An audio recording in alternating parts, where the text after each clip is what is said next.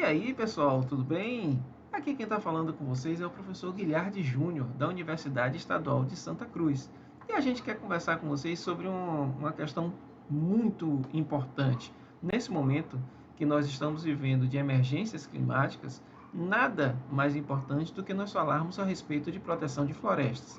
E aqui nós vamos focar em duas normas muito importantes, que é o Código Florestal e a Lei da Mata Atlântica, né? Mas para a gente, né, ir andando e conversando, a gente precisa compreender um pouquinho o que é que seja uma floresta. Vamos embora conceituar e trazer também uma concepção importantíssima a respeito do que a gente pode entender como floresta.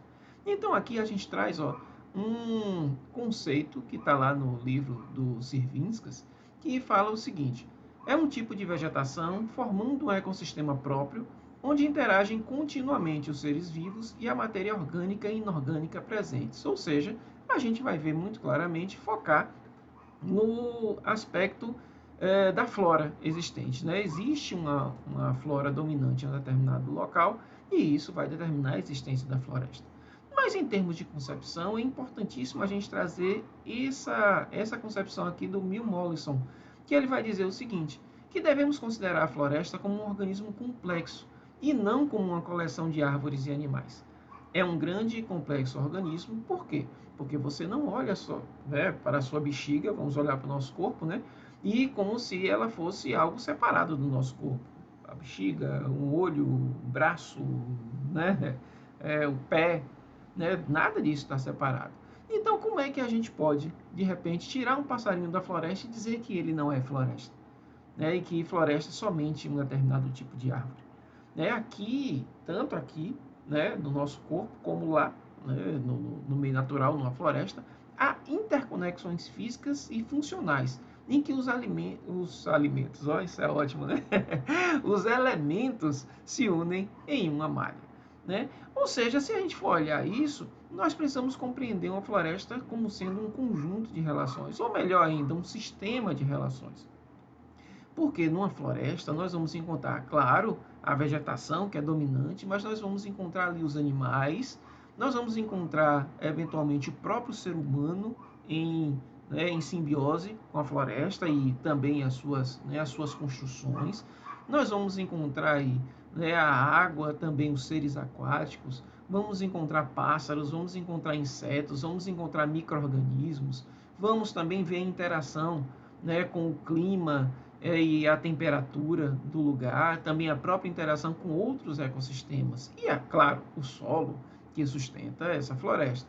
Então a gente não pode ver de forma alguma uma floresta desconectada dos elementos que lhe dão suporte e que, por conseguinte, também compõem em harmonia o seu conjunto.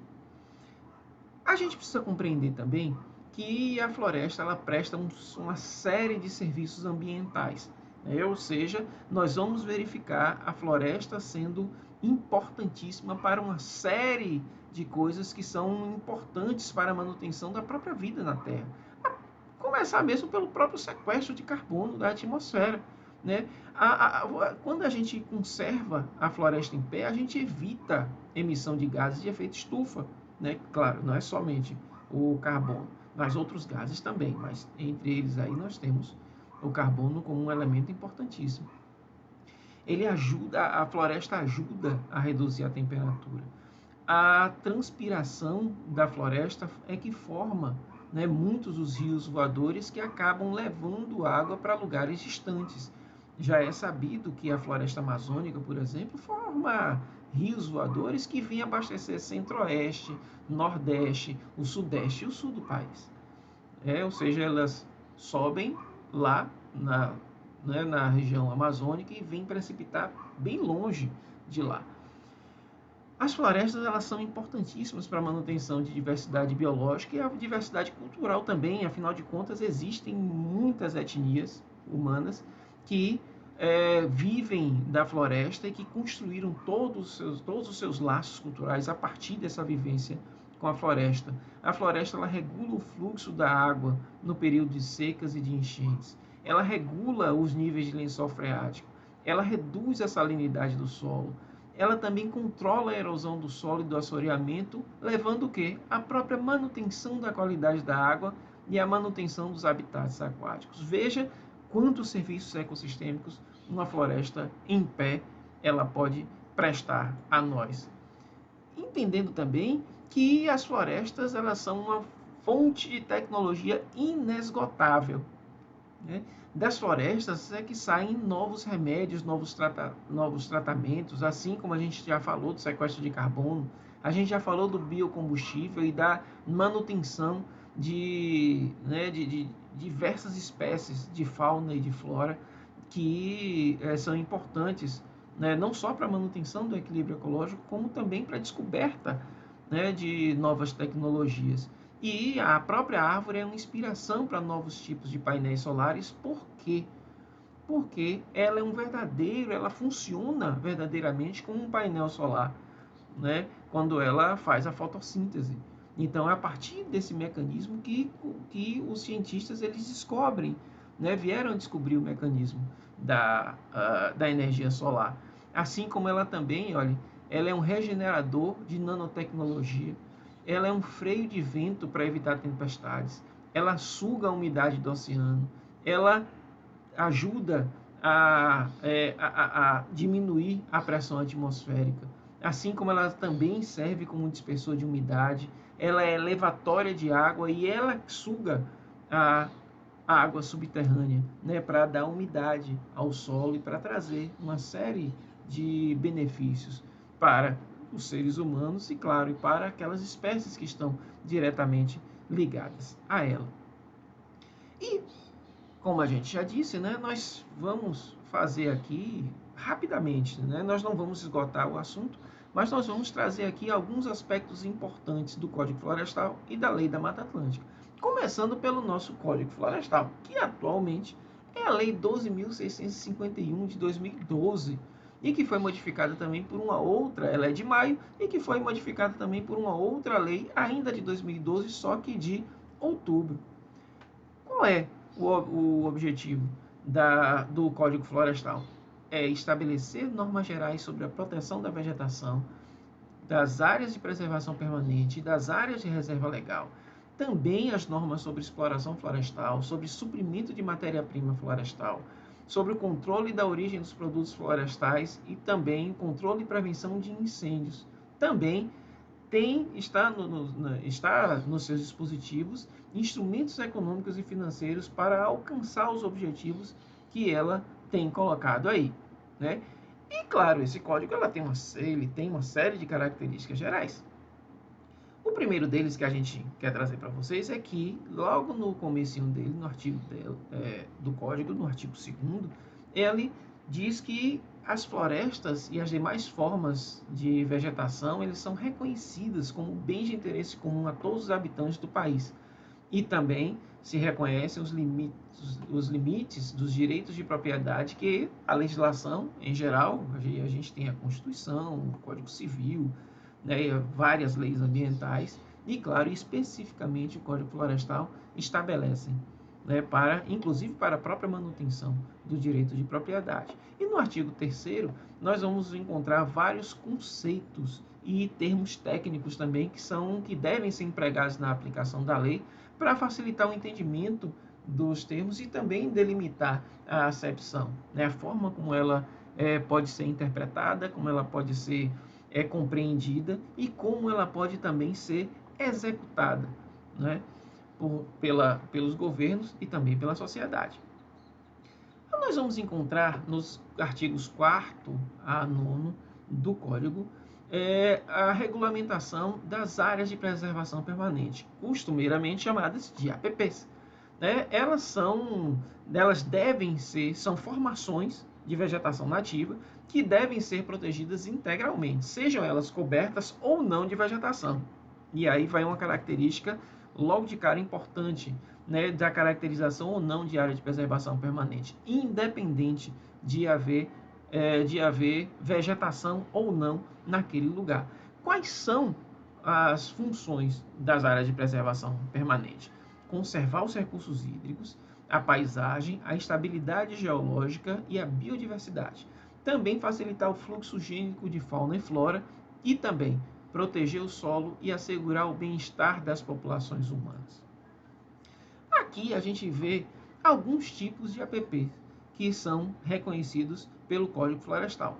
Topos de morro, as encostas, sendo com declive acima de 45 graus, as matas ciliares, ou seja, a vegetação que está no entorno de mananciais hídricos, também aquelas que estão, olha, no entorno de nascentes, restingas, que é a vegetação que cobre parte da areia, da areia do mar e que serve para a proteção daquele ecossistema. Aqui são só alguns tipos que a gente pode encontrar no Código Florestal. Em relação às matas ciliares, e que muitas vezes acaba sendo muito comum na proteção das APPs, nós vamos encontrar aqui, olha, algumas larguras específicas do curso d'água para determinar a faixa de vegetação que terá a função de proteger aquele manancial. E a gente verifica aqui, olha, pelo Código Florestal, um rio de até 10 metros de largura precisa ter mata ciliar de 30 metros de um lado e de outro. Quando ele tem de 10 a 50 metros, a mata ciliar deve ser de 50 metros. De 50 a 200 metros, a mata deve ser de 100 metros.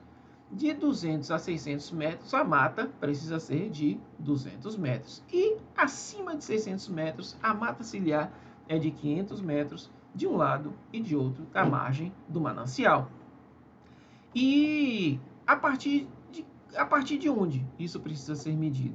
É a partir da largura média daquele manancial, tendo-se aí como a faixa que ele se mantém ao longo do ano.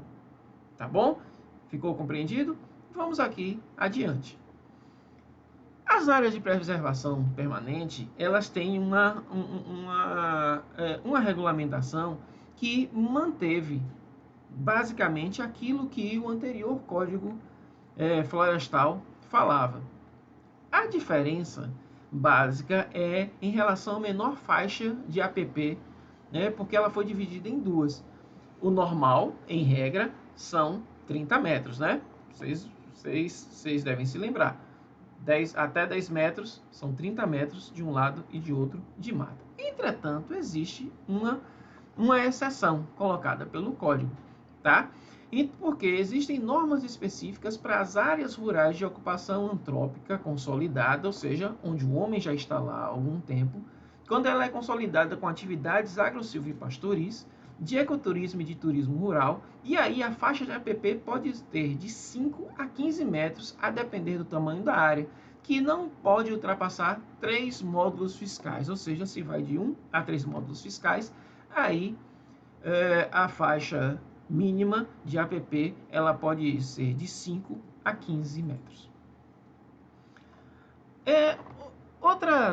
Outra característica é que o atual Código Florestal, ele também diz que as veredas, as dunas e os cordões arenosos e os manguezais, eles passaram a ser, pela norma, reconhecidos legalmente como APP. Além também das áreas de preservação permanente, e que a gente falou há poucos instantes da reserva legal, o Código Florestal ele inseriu um novo instituto, que são as áreas com inclinação entre 25 graus e 45 graus, que são classificadas como áreas de uso restrito, que não é permitida a retirada de floresta nativa. Essas áreas de uso restrito, elas estão regulamentadas pelos artigos 10 e 11. Eles estabelecem os requisitos legais e as condições técnicas para o desenvolvimento de determinadas atividades econômicas nessas áreas. E nessas áreas, o que é permitido? É permitido o manejo florestal sustentável e o exercício de atividades agro-silvipastoris e também a manutenção da infraestrutura física associada ao desenvolvimento dessas atividades. E aí precisam ser observadas boas práticas agronômicas e é vedada a conversão de novas áreas, excetuadas as hipóteses de utilidade pública e interesse social. Ou seja, se a gente for levar em conta, de uma forma geral, você só pode converter áreas que tenham vegetação nativa, né, em áreas de outras atividades, basicamente se for para obras de interesse público. De uma forma geral, quando a gente está falando, né, de utilidade pública e interesse social, é quando há necessidade de implantação de algum tipo de infraestrutura que interesse a toda a sociedade e implantada pelo poder público. E agora a gente vai falar um pouquinho a respeito das reservas legais, que estão tratadas no capítulo 4 do Código, né? Essa reserva legal, a reserva legal, o que é que ela é? É a área de imóvel rural que deve ser conservada com cobertura de vegetação nativa para uso econômico sustentável. É assegurada e é prevista pela legislação manutenção deste instituto na lei e os percentuais que já estão previstos para as médias e grandes propriedades, né?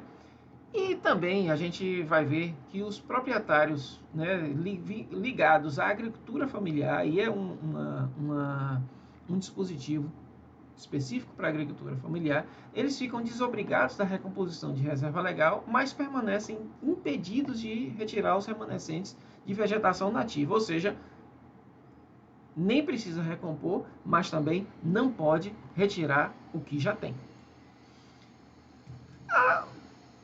Uma característica que foi trazida por esse novo código, que inclusive é considerado, né, como um dos retrocessos que ele acaba trazendo, é de que as áreas de proteção permanentes elas podem ser computadas no cálculo do percentual de reserva legal, né, o que não podia no código anterior. Mas aí precisam ser observados 3 requisitos. Primeiro deles, o benefício não pode implicar em novos desmatamentos, né? Você não vai contar tudo e aproveitar e desmatar. Isso não pode. A área que vai ser computada, a área de APP a ser computada como reserva legal, ela precisa estar conservada ou em processo de recuperação. E aí, isso precisa ser declarado ao órgão ambiental através do CAR, né, que é o Cadastro Ambiental Rural. E o proprietário ou possuidor, ele precisa requerer essa inclusão no cadastro, conforme eu falei a vocês.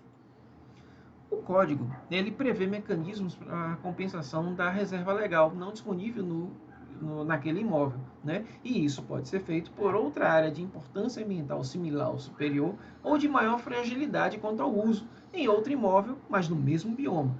E quais são os mecanismos que ele traz? São a servidão ambiental e a reserva legal em condomínio ou coletiva, tá? O Código Florestal ele trata ainda de outros assuntos, tá? Como a regularização ambiental de imóveis rurais que tenham sofrido supressão vegetal até 22 de julho de 2008 e 22 de julho de 2008, que data é essa? É a data de publicação e entrada em vigor do Decreto 6514, que é o decreto que regulamenta a Lei de Crimes Ambientais e fixa as infrações administrativas ambientais, né? Quais são os outros assuntos que são tratados pelo Código? Áreas verdes urbanas, exploração florestal, suprimento por matéria-prima florestal, o controle da origem dos produtos florestais e a proibição do uso do fogo e o controle dos incêndios. Vejam que existem muitos assuntos que são tratados pelo Código Florestal. E aí cabe, claro, a leitura de livros, também a própria leitura da lei, para que se possa aprofundar. Existem muitos e muitos livros escritos especificamente sobre o Código Florestal e que a gente sugere a leitura, né, daquele que vocês encontrarem e entenderem que seja o mais apropriado para vocês, tá? Existe uma polêmica que surgiu a respeito do Código Florestal de que um dos seus dispositivos permitia a anulação de multas que tinham sido aplicadas, né, com base no antigo Código Florestal. Esse problema foi levado para o Superior Tribunal de Justiça, né, para decisão. E o Superior Tribunal de Justiça ele entendeu que o novo Código Florestal não anula essas multas. O que é que vai dizendo? Que os autos de infração já constituídos eles permanecem válidos e também blindados como atos jurídicos perfeitos que são. Apenas a sua exigibilidade monetária fica suspensa na esfera administrativa, no aguardo do cumprimento integral das obrigações estabelecidas no plano de recuperação ambiental ou no termo de conduta, né? Em termo de ajustamento de conduta, tá? E aí, veja só,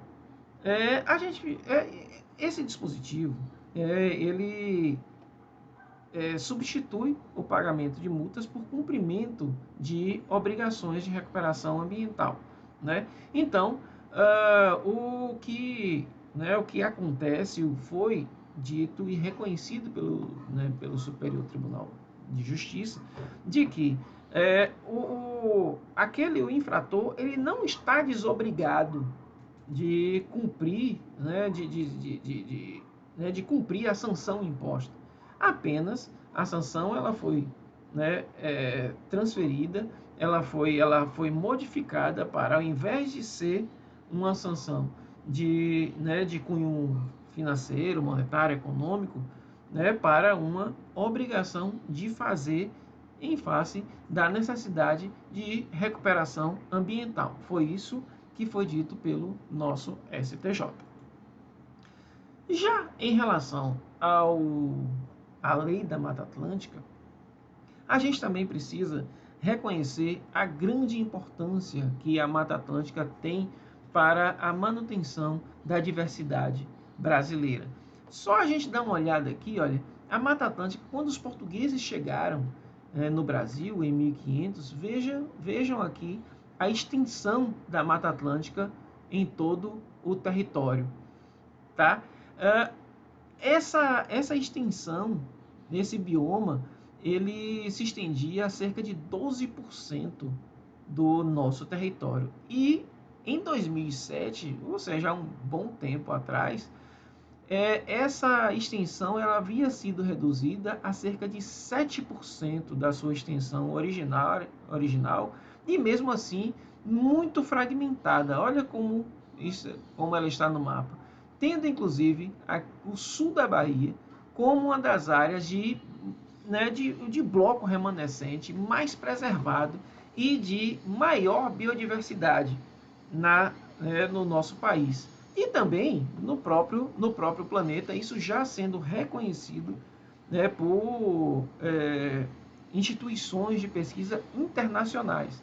A Mata Atlântica é considerada um dos hotspots mundiais, ou seja, uma das áreas de maior interesse de proteção de biodiversidade do planeta. Daí que o próprio legislador constitucional de 1988 reconheceu a importância da Mata Atlântica, que elegeu a Mata Atlântica como um dos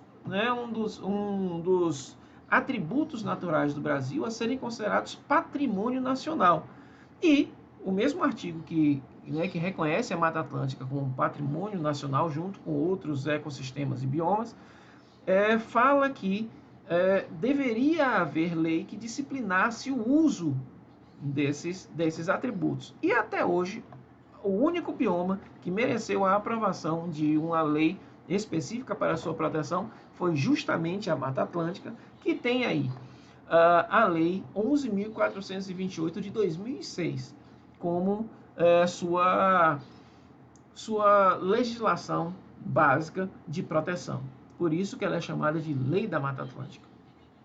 Então, vejam só, o que é que estabelece a Lei da Mata Atlântica? De que a proteção e a utilização desse bioma tem por objetivo geral o desenvolvimento sustentável e, entre os seus objetivos específicos, a salvaguarda da biodiversidade, da saúde humana, dos valores paisagísticos, estéticos e turísticos, do regime hídrico e da estabilidade social. Então, para além das questões consideradas naturais, nós vamos encontrar aqui, olhem, também a questão social envolvida como aspecto de proteção da Mata Atlântica.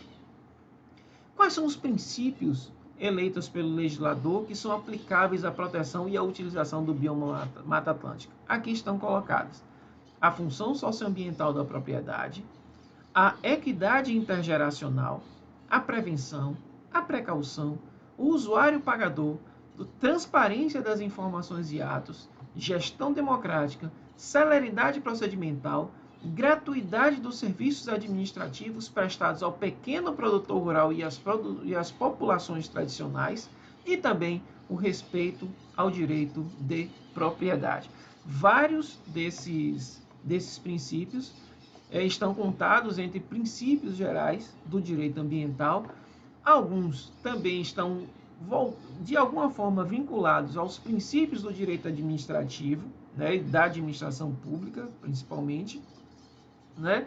E aqui a gente vai encontrar pelo menos um que é específico para a questão da Mata Atlântica, que é justamente essa gratuidade de serviços prestados ao pequeno produtor rural e populações tradicionais. Né? Então tem uma série de princípios aqui, um sistema de princípios que precisam ser observados, né, para a proteção e utilização desse bioma tão importante. Quais são as condições elencadas pela Lei da Mata Atlântica para a proteção e a utilização desse bioma? Primeiro, a manutenção e a recuperação da biodiversidade, da vegetação, da fauna e do regime hídrico desse bioma para as presentes e para as futuras gerações. O estímulo à pesquisa, a difusão de tecnologias de manejo sustentável da vegetação e a formação de uma consciência pública sobre a necessidade de recuperação e manutenção dos ecossistemas.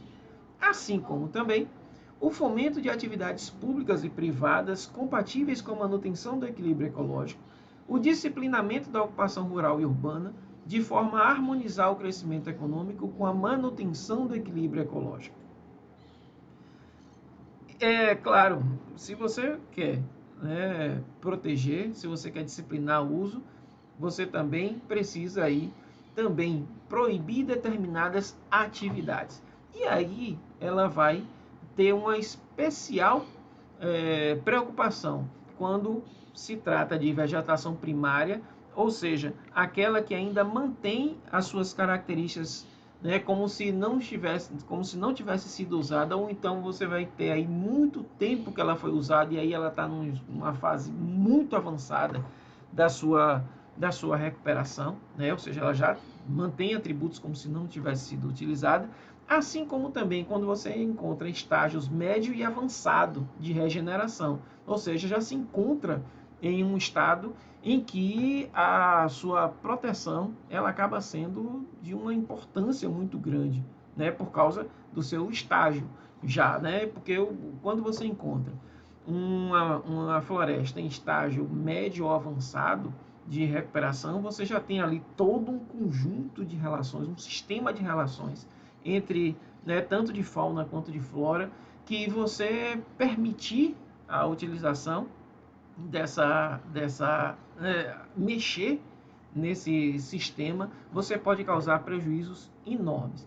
Então, veja, existem aqui algumas situações em que se é proibido o corte e a supressão de vegetação nessas circunstâncias. E aí, quais são elas? Quando a vegetação abrigar espécies da flora e da fauna silvestres ameaçadas de extinção em território nacional ou em âmbito estadual, se forem assim declaradas pela União ou pelos Estados, e a intervenção ou parcelamento que puserem em risco a sobrevivência dessas espécies. Também, quando a vegetação exercer a função de proteção de mananciais ou de prevenção e controle de erosão. Também, quando a vegetação formar corredores entre remanescentes de vegetação primária ou secundária em estágio avançado de regeneração, quando proteger o entorno das unidades de conservação, ou então, se essa vegetação possuir excepcional valor paisagístico, reconhecido pelos órgãos executivos competentes do Sistema Nacional do Meio Ambiente. Essas características elas são em relação à vegetação. Existe ainda uma outra característica que é relativa à utilização da área pelo ser humano. E aqui está ela, que é quando o proprietário ou posseiro não cumprir os dispositivos da legislação ambiental, em especial as exigências do Código Florestal em relação às áreas de preservação permanente e a reserva legal. Ou seja, o proprietário ou posseiro, ele, né, além de não ter aquelas características em relação à vegetação, também é exigido o cumprimento da legislação florestal em relação aquela área ali. Lembrando que quando essa lei ela foi aprovada, não, né, o atual Código Florestal ele não estava em vigor, tá? Portanto, ela não se refere às áreas de uso restrito, certo? Então, para além das áreas de preservação permanente da reserva legal, nós precisamos levar em conta também a existência, a eventual existência na área de áreas de uso restrito, tá certo? Veja, existem também, claro, aí determinadas características e requisitos para a possibilidade da supressão, de corte e supressão de vegetação primária e secundária no estágio avançado de regeneração. E quando é que pode acontecer isso? Somente pode ser autorizado em casos de utilidade pública, sendo que a vegetação secundária em estágio médio de regeneração poderá ser suprimida somente nos casos de utilidade pública e interesse social, em todos os casos devidamente caracterizados e motivados em procedimento administrativo próprio, quando inexistir alternativa técnica e locacional ao empreendimento proposto, ressalvado que a lei dispõe sobre perímetros urbanos. Tá? Ou seja, essas situações são sempre deverão ser consideradas em situações excepcionais, certo? E claro, como está dito aqui, olha, se não existir alternativa técnica e locacional ao que está sendo proposto para a retirada dessa vegetação, tanto a vegetação primária quanto a secundária em estágio avançado de regeneração, certo? Ainda, tá? Vai depender de autorização do órgão ambiental. A lei vai dizer órgão ambiental estadual, tá? Mas depois dela, a Lei Complementar 140 de 2011 modificou o regime de competência licenciatória. Hoje, a depender do empreendimento, claro, pode ser o órgão estadual, mas em regra, hoje, é o órgão municipal, porque assim foi determinado pela Lei Complementar 140 de 2011. Tá? Mas ainda, tá? Além dessa autorização do órgão ambiental, e isso normalmente é feito, tá? Esse é o procedimento administrativo, normalmente é o procedimento licenciatório, tá? Essa supressão ela fica condicionada à compensação ambiental, tá? E se for impossível a compensação ambiental, é necessária a reposição florestal com espécies nativas em outra área que seja equivalente à área que vai ser desmatada. Aí, né, nós falamos da vegetação primária e da vegetação secundária em estado avançado.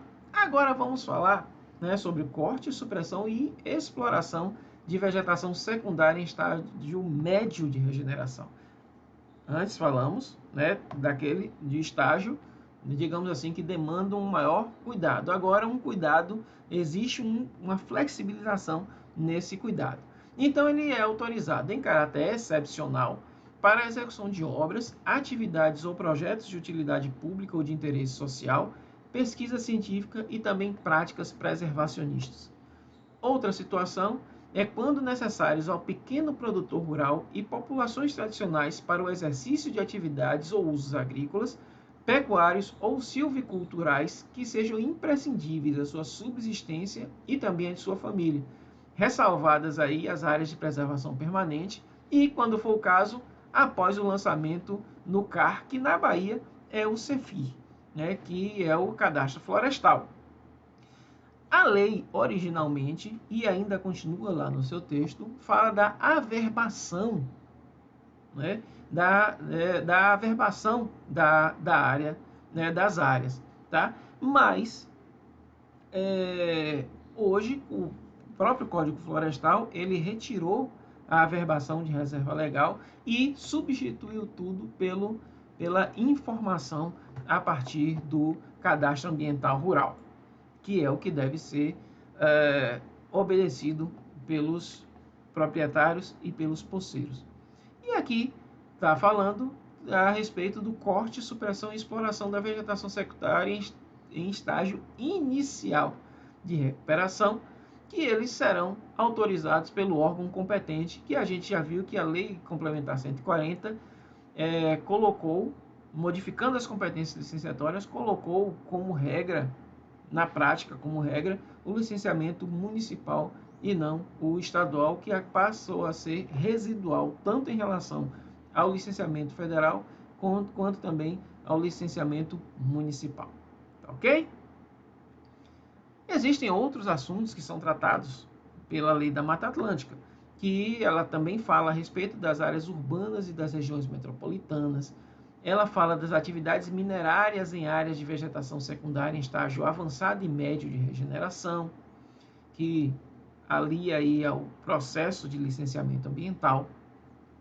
Os incentivos econômicos para a proteção e o uso sustentável da Mata Atlântica, sobre o Fundo de Restauração do bioma Mata Atlântica, a instituição do Plano Municipal de Conservação e Recuperação da Mata Atlântica, inclusive determinando que os municípios que estão situados nesse bioma, para ter acesso a determinados recursos federais, eles necessariamente precisam formular o seu Plano Municipal de Conservação e Recuperação de Mata Atlântica, assim como também fala de incentivos creditícios a proprietários e poceiros.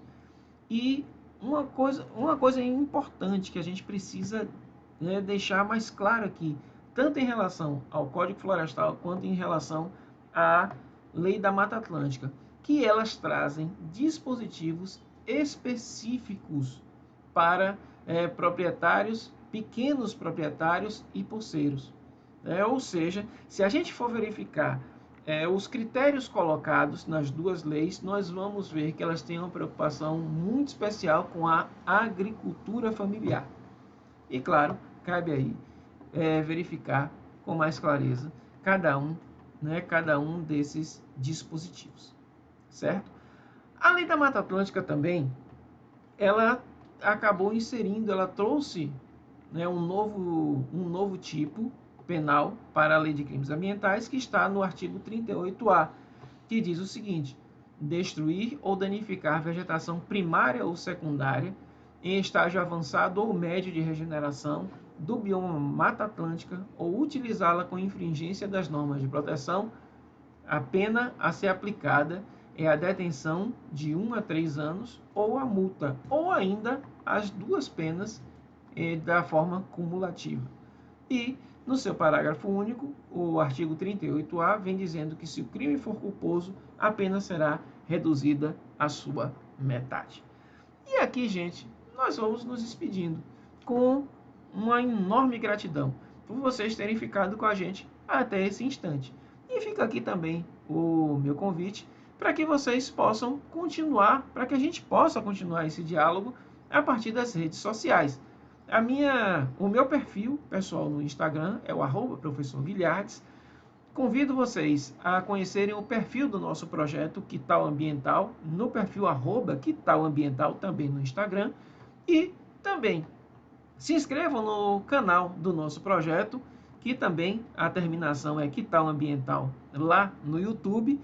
E também uma outra iniciativa que nós estamos tendo agora, que é o podcast Difusos Direitos, que vocês podem encontrar aqui no Spotify, no Anchor e no Google Podcasts.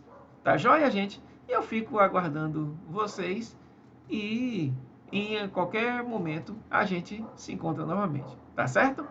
Um grande abraço!